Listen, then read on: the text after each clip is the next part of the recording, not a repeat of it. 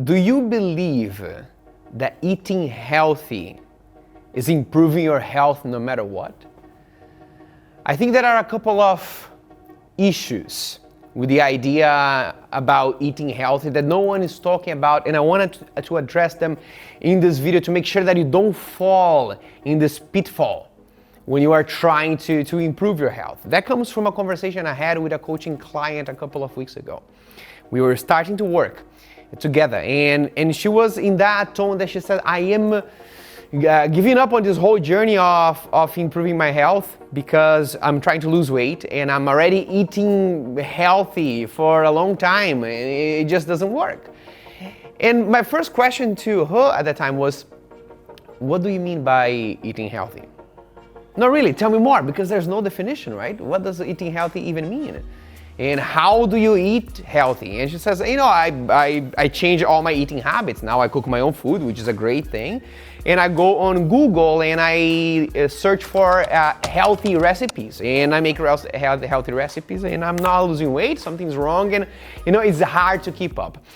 And we went through a couple of the recipes that she was going through. And that was, for example, this one fish curry recipe that used 7 spoons of coconut sugar. And it was labeled as healthy because the sugar was not refined sugar. It was coconut sugar.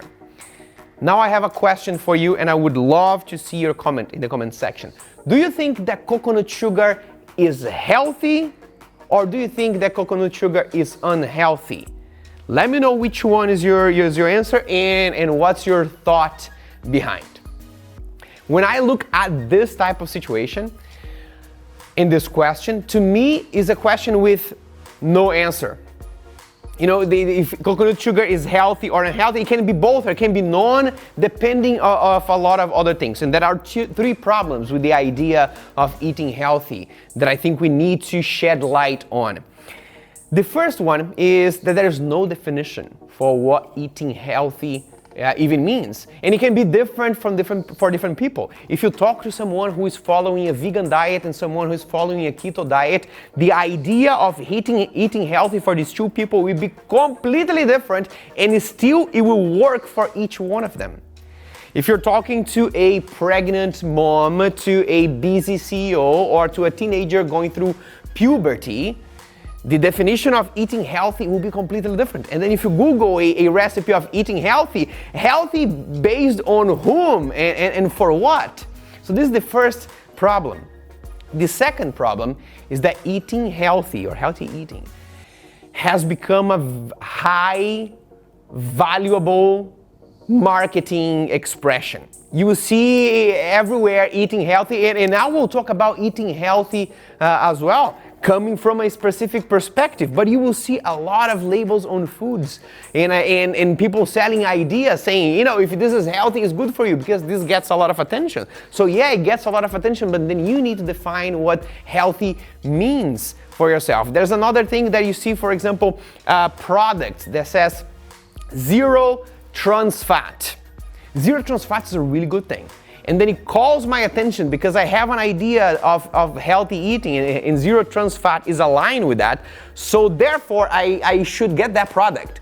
But then I don't realize that product may bring me many other ingredients that I'm not trying to give my body. But because I saw that idea of 0 trans fat and I connect with my perception of eating healthy and eating healthy is good, I open a space for the food industry to add, to sneak in other things that I may not desire. And there's the other example.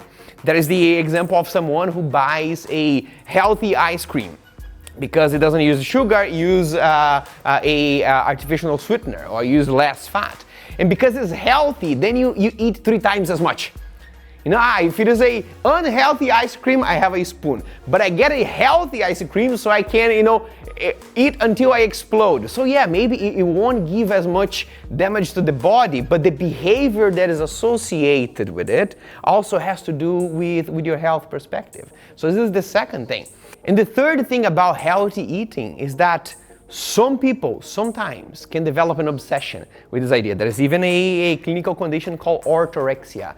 That is when your connection to healthy eating is so strong that this becomes your main priority at the cost of other areas, at the cost of the quality of life, at the cost of increasing stress, decreasing the quality of your connections. And if you look at your life at the big picture, is that type of behavior healthy or unhealthy? So what do you do with all this?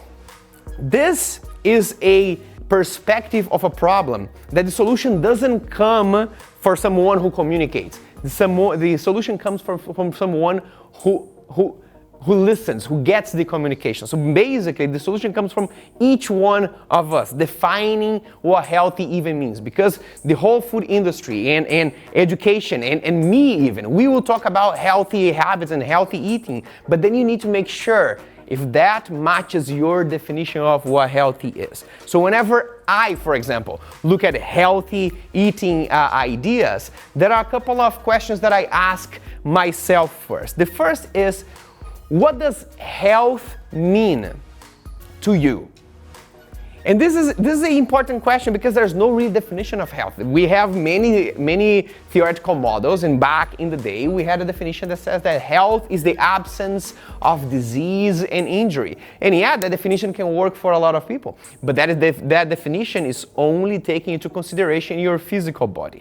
For example, my perspective, something that I really like, is a model that talks about the somato-psychosocial semiotic model of health. It's a mouthful, but what this means is that we have 4 pillars, 4 components of health. The somato component means your physical body. If your physical body is healthy, that contributes to your health. But there's another component that is your psychological and emotional health, all thoughts and feelings.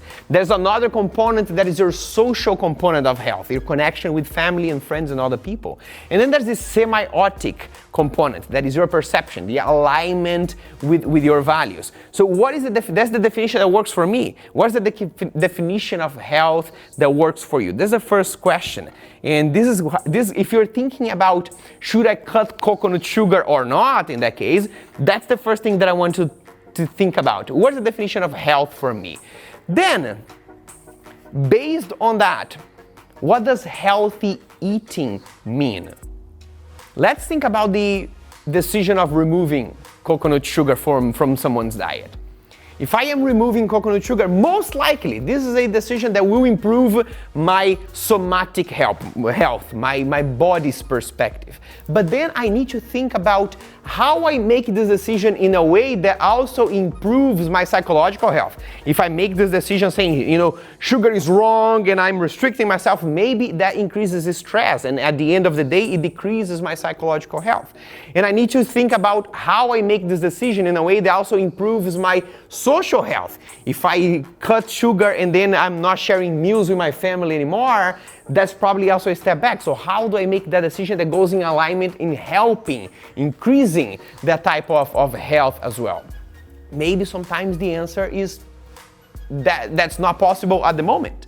And so the question that comes with it is, what does healthy mean for you at the moment? If you're going through a period that is super stressful and you're already restricted with so many things, maybe cutting one more thing and putting one more rule of restriction may not be the healthiest thing that you can do, especially if that leads to behaviors of binge eating later on. Maybe at the moment this is not the healthiest decision in the whole panorama of what healthy eating means for your own definitions. And finally, the third question about this is, how is this definition working for you? Because, you can make the decision and say, hey, I am not going to remove the coconut sugar because this is good for my psychological health. I'm going through a stressful moment and I don't want to add one more layer. But then 3 months down the line, your body is more inflamed, or you gain more weight, and now you are a bit more sad or disappointed. So then you may understand that your definition of health and healthy eating was clear, it's just not working for what you want. So after a couple of weeks or months, you need to revisit and ask yourself, is this definition of health, with these rules that I'm applying for myself, is this working to take me where I want to go? So after we look at these 3 questions, then you can think about the intricate principles for healthy eating. And you'll be looking at things of what do you eat and what don't you eat. Do you have any restrictions of things that are in and things that are out? When do you eat? You eat only when you're hungry. You eat when you feel like, for the pleasure of eating, or you have an intermittent fasting schedule. All of this is fine, depending if that matches with your health definition. How much do you eat? Some people eat until they feel 80% satiated. Some people prefer small meals. Some people prefer big meals. And then lastly, how rigid are you with these principles? Does this apply 100% of the time, or does this apply most of the times? Any answer to these questions is fine, as long as you have clear what is your definition of health, and therefore what does healthy eating mean to you in this context. So this is what I want to ask you in this video. What is your definition of healthy eating? And is this working for you at the moment, or is this something that you think you want to change? Because right now it's clear, but it's not working. Let me know in the comments, because we can have this conversation. If you want to go deeper into this, I'm gonna leave you a link in the description for a whole library of Mind Valley courses, because it can help you increase your awareness. It can help you increase your knowledge about nutrition, or even about exercise, that can contribute to your definition of what health and healthy eating means to you. If you have any questions or comments, please let me know in the comments below. If you know someone that is going through a journey of understanding more, changing their bodies and improving their health, please share this with them, because I think this is a conversation that we don't have too often. If you like videos like this, subscribe and hit the bell button so you know when the next one is coming. And until then, I'll talk to you in the comments. I see you in the next video.